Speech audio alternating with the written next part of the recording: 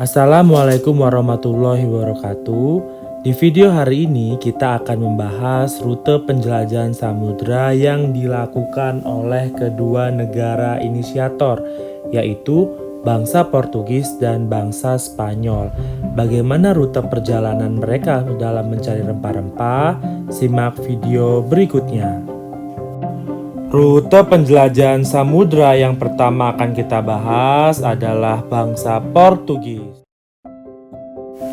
Dimulai dari Bartolomeus Dias berangkat dari Lisbon ke arah timur, mengitari pantai barat Afrika, melewati negara Angola, hingga ke arah selatan Afrika. Saat itu Bartolomeus Dias ingin kembali ke Portugis. Di perjalanan di wilayah selatan Afrika terdapat badai yang membuat Bartolomeus Dias dan kawan-kawan terdampar. Tempat yang kemudian dikenal dengan sebutan Tanjung Harapan atau Tanjung Badai karena tempatnya sering terjadi badai. Penjelajahan samudra kedua dilanjutkan oleh Vasco da Gama.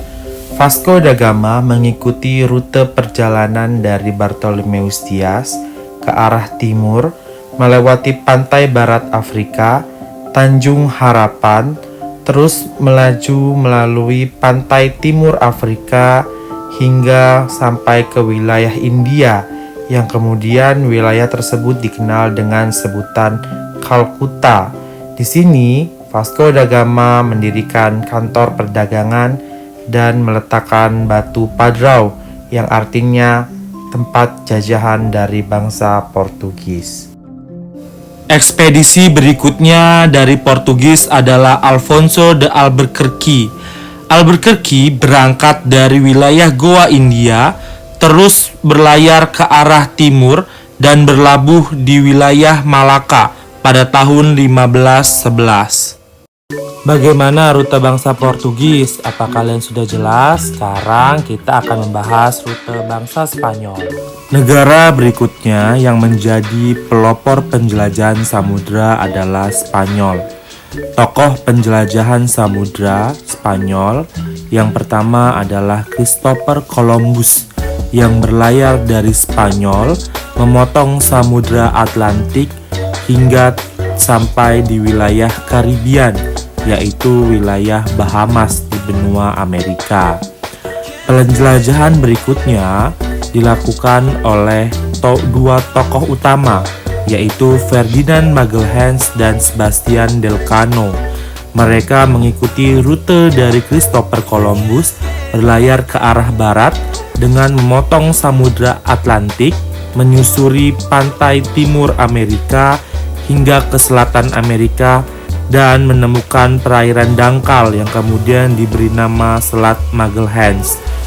Kedua tokoh dan rekan-rekannya kemudian berlayar melalui atau melewati Samudra Pasifik hingga sampai ke wilayah Philippines dan Guam.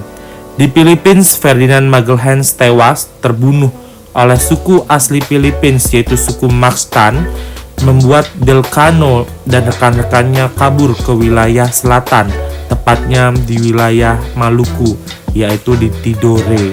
Dari sini kemudian Elcano dan rekan-rekannya kembali ke negaranya melalui rute dari Portugis.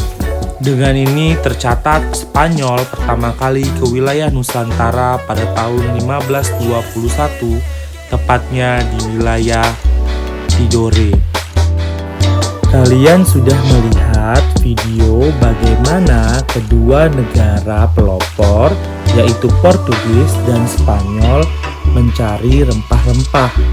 Kalau kita lihat, kedua belah negara ini memiliki pelayaran rute yang berbeda. Jika Portugis berlayar ke arah timur, sedangkan Spanyol berlayar ke arah barat. Sekarang kenapa ya kedua belah negara ini memiliki pelayaran yang berbeda? Coba kalian cari tahu mengapa kedua belah negara memiliki pelayaran yang berbeda. Portugis ke arah timur, sedangkan Spanyol ke arah barat. Terima kasih atas perhatiannya. Sampai jumpa di video berikutnya.